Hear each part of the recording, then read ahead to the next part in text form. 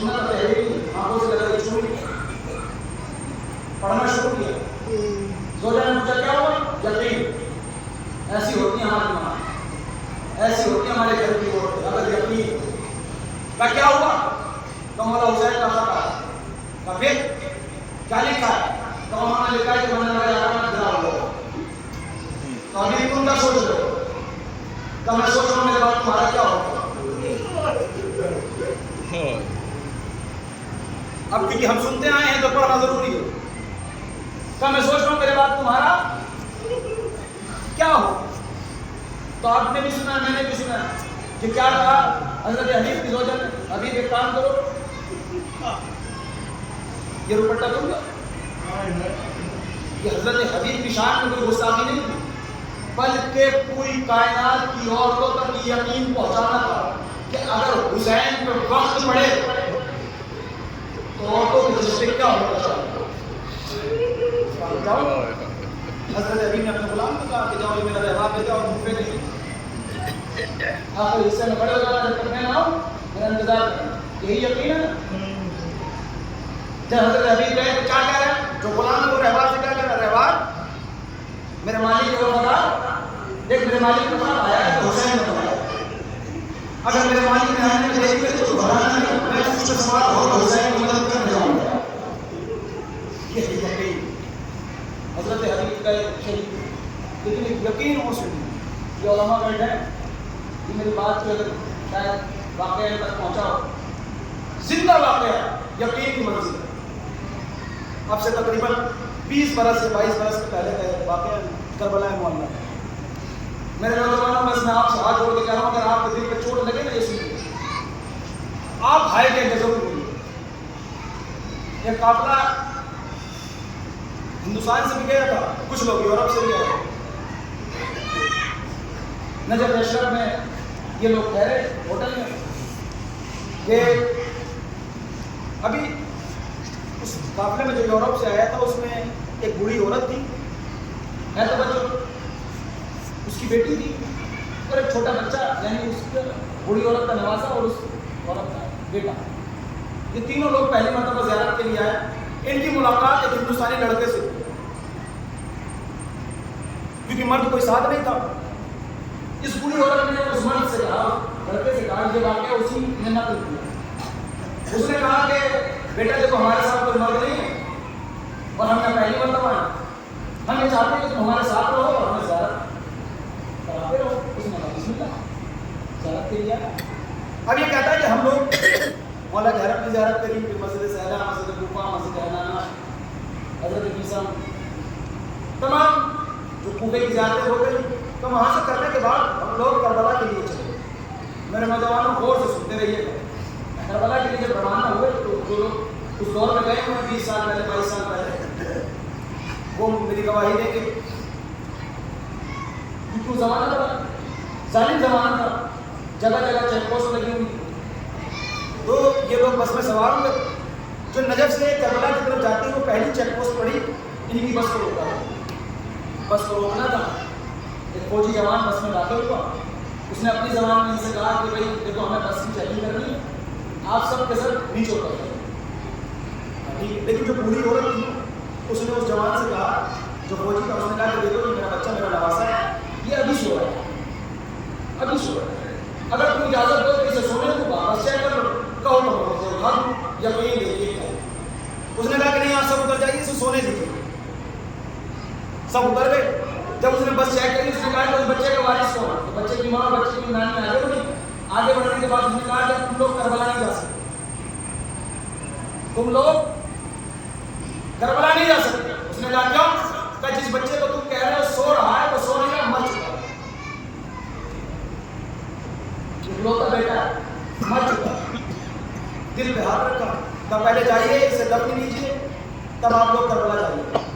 اب یہ نوجوان ہندوستانی کا یہ کہتا ہے کہ کیونکہ میں ہی ان کے ساتھ, میں ہی بس میں چڑھا, میں نے بچے کی لاش کو لیا, ہم واپس نجف آ گئے. تب میں نے اپنے ہاتھ سے غسل و کفن دیا, مولا کے حرم میں نماز جنازہ پڑھی اور بادی السلام میں آ کے دفن کیا. کہا میں نے دیکھا بچے کی ماں کی کیفیت پاری ہوئی. کہ ہم لوگ کربلا تو آگے, لیکن بچے کی ماں کسی حرم نہیں جاتی. مولا حسین کے حرم میں, مولا عباس کے حرم میں ایک لوتا بیٹا تھا 11-12 سال کا سن تھا. جب 3 دن گزرے میرے نوجوانوں، جب 3 دن گزرے اور آخری دن تھا جب اگلے دن ہمیں جو ہے مدن کے لیے جانا ہے، تو جو بچے کی نانی تھی ہے اس کی عورت کی ماں، اس نے آگے کہا بیٹا دیکھو جب سے تمہارا بیٹا ہے مجھے پتا ہے کہ بیٹے کا صدمہ کیا ہوتا ہے.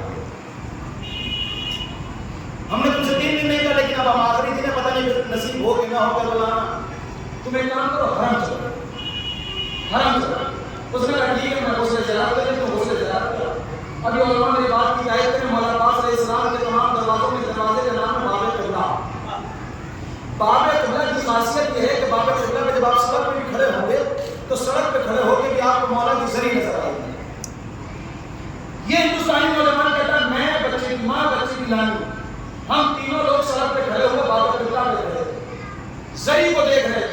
میں دعا کر رہا تھا مولا بار بار بلائیے گا، ہر بار بلائیے گا. کہا مجھے نہیں پتا بچے کی ماں کیا دعا کر رہی ہے. تو آج اس کے اندر رکے بھی نہیں تھے کہ زری کے پیچھے سے وہی بچہ ہوا ہے. میرے نوجوانوں دل پہ چھوڑ لیتے تو یقین ہے، یقین پہ ٹکے رہیں گے. دوڑتا ہوا ہے ماں دل میں سکتا مر چکا تھا نا. ماں نے پیچھے کرا دیکھا سینے پہ خون لگا. ماں روئی بیٹا تم یہاں کیسے اور یہ سینے پر خون کیسا؟ اماں آپ ہمیں اکیلے چھوڑ کر چلی گئی تھی، وہاں اندھیرے میں چھوڑ کر چلی گئی تھی. ہم بہت رو رہے ہیں. اب اسی بچے کی زبان میں واقعہ ہے، شاید آپ بھی اس کی زبان سے سن کے آپ رو سکتے ہو. اماں جب آپ مجھے چھوڑ کر چلی گئی نا تو میں نے دیکھا رات کا سناٹا تھا. میں بہت رو رہا تھا اماں. میں نے دیکھا کہ گھوڑے پہ ایک انکل آئے ہیں. آنے کے بعد انہوں نے مجھ سے کہا بیٹا اپنی اماں سے ملنا چاہتے ہو؟ انہوں نے کہا ہاں. بچے نے کہا ٹھیک ہے میں چلا جاتا ہوں لیکن پیچھے انکل آ رہے ہیں میرے ساتھ آ رہا ہوں. اماں وہ انکل آگے چلے گئے. میں نے دیکھا پھر ایک گھوڑے پہ ایک انکل آئے ہیں. انہوں نے مجھ سے کہا کہ آؤ میرے گھوڑے پر بیٹھ جاؤ. میں نے کہا انکل آپ کا گھوڑا بہت اونچا ہے، میرا کام بہت چھوٹا ہے، میں گھوڑے کو سوار نہیں ہو سکتا. کاموان انکل نے اپنے گھوڑے کو بیٹھایا. بیٹھانے کے بعد مجھ سے کہا آؤ بیٹا بیٹھ جائے. کاموان میں پشت پر بیٹھ گیا. گھوڑے کی پشت پر بیٹھنا تھا. اب جب گھوڑے چلنے لگا تو گھوڑے کی رفتار تیز ہوئی میں ڈرنے لگا. اور انکل نے کہا بیٹا ڈر لگ رہا ہے؟ کہا ہاں انکل ڈر لگ رہا ہے. کہا مجھے دونوں طرف سے پکڑ لو. کہا جیسے میں نے دونوں طرف سے پکڑا تو ان کے بازوؤں سے خون نکل رہا جو میرے سینے پہ لگ گیا.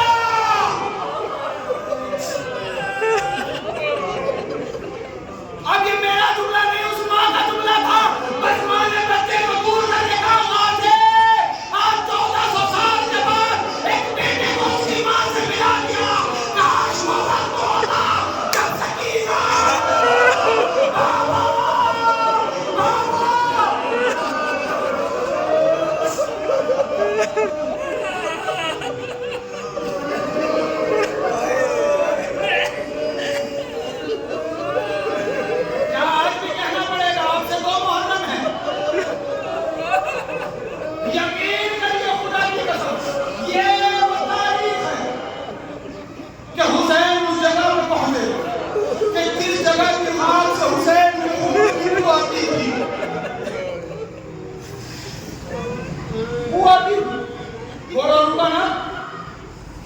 مولا حسین نے پوچھا کیا ہے، نام بتائے گئے. شہزادی زینب نے محمل کا پردہ ہٹایا. بھیا کہ یہ کربلا ہے؟ ماں جانے کے لیے کافی ہے. کہا ہم نہیں پر قیام کریں. زمین کس کی ہے؟ بنی اسد کے لوگوں کو بلایا. یہ مسائل کب کے تھے اور کب پڑھ رہا ہوں میں؟ ذرا دل میں ہاتھ رکھ کر سوچیے گا. لوگوں کو بلایا، زمین خریدی گئی. خریدنے کے بعد پھر ہبا کی گئی. لیکن ہمارا 3 عہد لیے. دیکھو ہمیں یہاں مار دیا جائے گا، ہمیں ذبح کر دیا جائے گا. مردوں سے کہا کہ جب ہمیں مار دیا جائے تو ہم اس کو کفن دے دیں گے. اس کو کفن دے دینا. مردوں کو الگ کیا. से ना आ सकता, पानी भरने के बहाने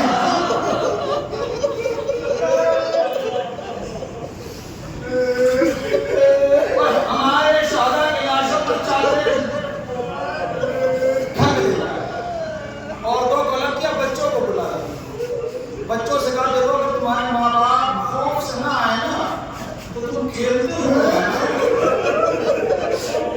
मेरे नौजवानों को कुछ करना है मसाया तुम्हें कुछ ना मिले ना तो करबला करेंगे आपको ना हमारे लाशों पे डाल देना। खुदा की कसम, क्या मुहर्रम को यही वाक़या हुआ था जब खैमे जल गए ना, शहजादी सकीना ना मिली, शहजादी ज़ैनब फरमाती है कि मैं सकीना को ढूंढने चली, ये मसाइब पता नहीं कब पढ़ने थे और कब पढ़ रहा हूँ। शहजादी पहुंची है नशेब में, शहजादी सकीना को देखा एक लाशे पर सर रख के लेटी हुई है, बाजू बहला सकीना चलना नहीं है, कहा मदीने, कहा नहीं है कूफा जाता है, शाम जाता है। शहजादी सकीना ने कहा अम्मा गोपी अम्मा मुझे यहीं रहने दीजिए, जो औलाद वाले हैं खुदा की कसम मैं इसलिए कहता हूँ जिनके घर बेटियां हैं वो आए कहते हुए अम्मा मुझे यहीं रहने दीजिए। कहा क्यों? कहा मुझे 3 काम करने हैं। कहा बेटी क्या? कहा अम्मा पहला काम ये करना है कि मेरे पापा को ज़िबा कर दिया गया लेकिन किसी ने पानी ना पिलाया। जब क्या करोगी? कहा गोपी अम्मा फुरात के किनारे जाऊंगी और मेरे हाथों में पानी को भरूंगी, बाबा की कदम पे लाकर करूंगी बाबा आपको जानते सिवा पानी ना दिया गया, बाबा ने पानी पी। बेटी दूसरा काम क्या करेगी? मजलिस मुकम्मल हो रही है नौजवान, कहा दूसरा काम क्या करेगी? कहा गोपी अम्मा ये इतने जालिम हैं कि जब मेरे बाबा की गर्दन पर छुरी चलाई गई ना, सरोतन में जुदाई की गई, कोई अमामा ले गया, कोई अमा ले गया, कोई तबा ले गया, कोई नालैन ले गया, कोई ज़रा ले गया, यहाँ तक कि मेरे बाबा के लाशे पर लिबास भी न छोड़ा। कहा बेटी क्या करेगी? कहा गोपी अम्मा तो चादर भी नहीं है कि बाबा को चादर का फिर क्या करेगी? कहा गोपी अम्मा मैं करबला के रेगिस्तान से रात को उठाऊंगी और बाबा के लाशे को हाथ को बदल दे दूंगी। बस अब मर जाने के लिए जुमला काफी है। कहा बेटी तीसरा काम क्या करेगी? कहा गोपी अम्मा मैं तीसरा काम ये करूंगी कि मैं दोराहे पे आकर बैठ जाऊंगी। कहा क्यों? कहा जब कोई मुसलमानों का काफिला यहाँ से गुजरेगा ना, मैं हाथों को जोड़ के कहूंगी ए मेरे नाना की औलाद, ए मेरे नाना को कलमा पढ़ने वालों, तुम्हारे नबी के नवासे का लाशा बेगुसल कफन पड़ा हुआ है। शहजादी ज़ैनब फरमाती है सकीना तुझे यकीन है कि तेरे बाबा को उसको कफन किया जाएगा? कहा गोपी अम्मा नबी का एक सहाबी था, उसका नाम अबू ज़र था, उसकी भी 4 साल की बच्ची थी, वो भी रास्ते में बैठी थी, उसने भी कफन मांगा था।